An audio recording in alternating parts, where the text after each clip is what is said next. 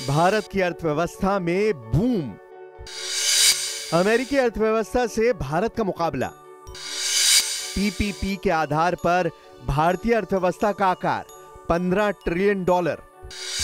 अमेरिकी अर्थव्यवस्था $29 ट्रिलियन के आधे से भी ज्यादा। भारत की अर्थव्यवस्था हर तिमाही में एक नई उपलब्धि हासिल कर रही है।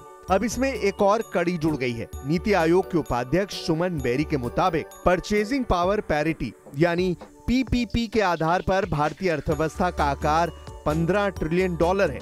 यह अमेरिकी अर्थव्यवस्था जो $29 ट्रिलियन की है के आकार का आधे से भी अधिक है। बेरी के मुताबिक मार्केट प्राइस पर भारत का जीडीपी $4 ट्रिलियन है, लेकिन पीपीपी कैलकुलेशन इसे $15 ट्रिलियन तक ले जाती है।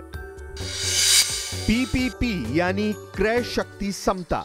यह दर्शाता है कि एक देश की मुद्रा से कितनी वस्तुएं और सेवाएं खरीदी जा सकती हैं। इसे किसी रेफरेंस इकोनॉमी जैसे अमेरिका से तुलना की जाती है।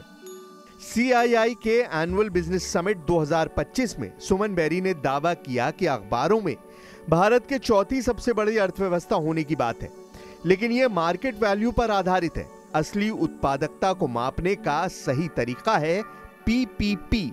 इकोनॉमिस्ट पीपीपी का उपयोग लेबर प्रोडक्टिविटी मापने के लिए करते हैं, क्योंकि ये राष्ट्रीय अर्थव्यवस्थाओं की अमेरिका से सटीक तुलना करता है।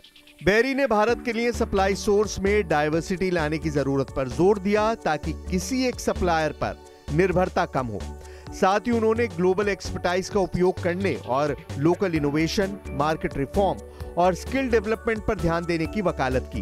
बेरी ने राज्यों से केंद्र सरकार के फ्री ट्रेड एग्रीमेंट का लाभ उठाने का आग्रह किया और कहा, प्रतिस्पर्धात्मकता में मैन्युफैक्चरिंग और सर्विस दोनों क्षेत्रों को शामिल करना होगा। बेरी ने 1991 के सुधारों से 2021 तक भारत की 6.5% औसत वृद्धि दर की सराहना की, जो देश की नीतिगत और संस्थागत लचीलापन को दर्शाती है। भारत की अर्थव्यवस्था नई ऊंचाइयों को छू रही है और हमें अपनी ताकत को पहचानते हुए चुनौतियों का सामना करने के लिए तैयार रहना होगा।